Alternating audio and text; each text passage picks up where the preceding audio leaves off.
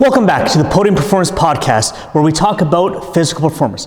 I'm your host, Coach Tony. You can find this podcast on YouTube or on iTunes and Spotify podcasts. In the last episode, I spoke about body size, its impacts on performance, and how you are genetically predisposed for certain tasks, even against your will. Today, I'm going to be talking about our final attribute of physical performance, coordination, and diving into some aspects of it. For those watching on YouTube, remember to like this video, subscribe to the channel, and leave a comment. For those listening on iTunes or Spotify podcasts, subscribe. Just a quick word on a few things. First, the same supplements I use and provide for my clients, use code RISLING10, that's RISLING 10, at hplab.com. And for the best red light therapy devices, head over to EMR Tech. You can find my link in the description. And finally, if you're looking for the best arm workout for strength and size, written by myself and legendary strength coach Charles R. Poliquin before his passing, pick up Armageddon in the description below for just $30 US, which gives you the demo videos and descriptions, as well as some added discounts. Now, on to today's show. Now, many think coordination is just being able to get your hand to go where you are looking type of thing. But coordination is the basis of skill, speed, and strength. I say this because coordination at the end of the day is your brain making the muscles contract precisely the way required, whether it is in the form of a gross motor skill like a jump, sprint, or throw, but also fine motor skills mixed in like a curveball, landing a question mark kick, or escaping from a rear naked choke, as well as simple tasks like writing.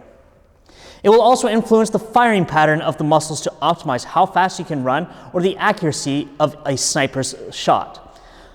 Your ability to balance just when walking is all about hundreds of muscles being contracted and relaxing in a specific pattern, order, magnitude, and precision to have your legs move while keeping you upright without falling over to the side, backwards, or on your face. Coordination also has to do with getting multiple people all to come together as one to get a job done. Think of a football team with a field goal attempt. It takes timing, it takes catching the ball by the placeholder, and then having the kicker hit the ball with accuracy, all before the players on the defense have time to get in to block the kick or take out the kicker. The same goes for something like the invasion of Iraq during Operation Desert Storm, when General Norman Schwarzkopf used the shock and awe, which is just another name for blitzkrieg, to be honest, tactics to get hundreds of aircraft on target at the proper timing as the United States and coalition forces invaded Iraq. Coordination also dictates the success in open heart surgery, where a team has multiple hands on the patient, each with their own job to do and under a bit of a time crunch.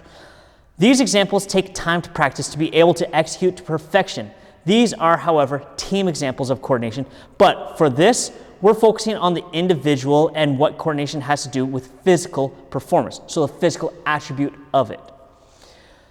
There are a few major types of coordination. We have hand-eye coordination or hand-foot coordination, but we also have things we don't even consider, like proprioception is a form of coordination, as well as spatial awareness, so that you know where you are in space, both in relation to other objects, but also up versus down, and also how far your body parts are from their surroundings and other objects. This is what allows somebody like Simone Biles to perform the vault routines she does, but it is also what impaired her in 2021 when she pulled out of the Tokyo Olympics, because if you're not on with it, it can be extremely dangerous. If you lose where you are in space when you're doing a double tuck backflip, you can end up coming down on your head and resulting in paralysis. We also have fine versus coarse motor skills like painting a miniature or kicking a pad.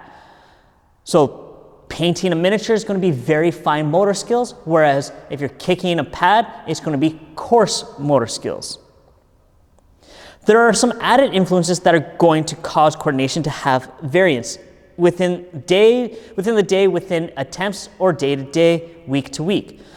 Things as simple as your hydration status and your nutritional status, as well as sleep, jet lag, time of day, can either benefit or massively impair one's body to get it to do what they want it to do. Just think, if you're tired, it's 2 a.m., it's going to be a lot harder for you to perform at your best in a physical demanding task than it is if it's the middle of your normal day. One of the reasons that after an injury, it's so important to get function back to where the injury happened is simple coordination tasks, because this reteaches how to move and recruit the muscles in the area to work and behave normally again. Something that invariably happens post-injury is that the work capacity there is diminished, and when you add in that coordination is impaired, that area will fatigue far faster than it normally would.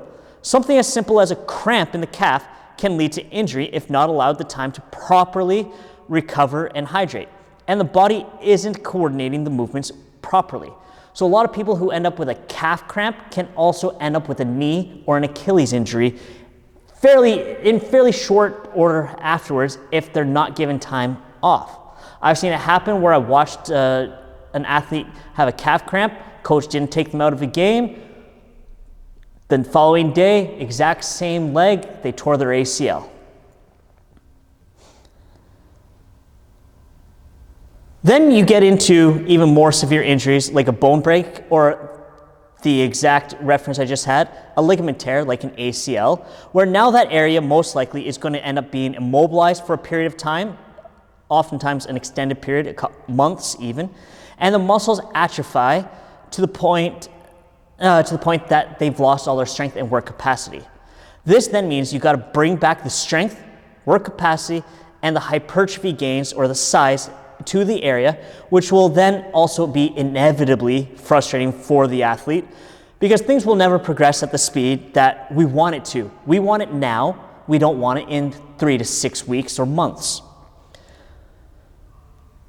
With hand-eye or foot coordination, we are mostly talking about getting your hand or foot to do what you want it to while you're looking at something at that time and to be able to do it at the right time. Think of how a baseball pitcher needs to put a certain spin on a baseball to throw a slider versus a curveball. Or thinking back to David Beckham putting his signature bend on a soccer ball as he takes a shot. While these are examples being done at high effort and speed, it is still the same as if you are performing surgery and need to suture an artery, but this is to be done in a much smaller spot and takes much more time. You are still getting the hand to do the action you want it to do right there in front of you, right then. When a 3 Michelin star chef is plating a piece of art on a plate to serve you, this is where you see their coordination of placing that edible flour right where it needs to be to enhance your senses, or using the right amount of Celtic salt to finish your sea bass entree. Getting your body to do exactly as you want it to do is where you see coordination take place. Many times we will notice an extremely tall person seems to move awkwardly. When they are young, we say they haven't grown into their body yet, something I can never be accused of because I'm short. But take a look at a very tall person or very tall people. Most people over 2 meters, 6'7" in height, and you'll see quite often this is the case for them. Those who are very well coordinated plus athletic typically end up in the NBA or some other professional sport. The thing is, they are athletic a lot of times because of their coordination abilities. I'm not exactly sure why very tall people have this issue, but my personal thinking is that a combination of longer limbs plus the added time for the signal to go from the brain to the limb can cause some delays in movement, which can then cause an awkward look, especially if you're having to change that signal or change the motor pattern that you're doing. You want to go to the right, but now you have to cut to the left. Well, you have a lot more body and length that's now moving around to go from the right to the left. So it ends up looking a little awkward. I've yet to see somebody that's 7 feet tall not look awkward when they run, for example. Or even those that are about 2 meters tall usually look a little awkward when they run.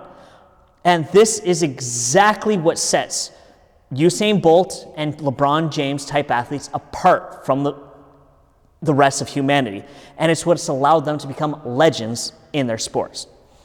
From these simple examples, I'm sure you can now understand why coordination is important, and in all honesty, it is probably the one physical trait that will separate the good from great performers. It's also the one physical trait that ties everything together.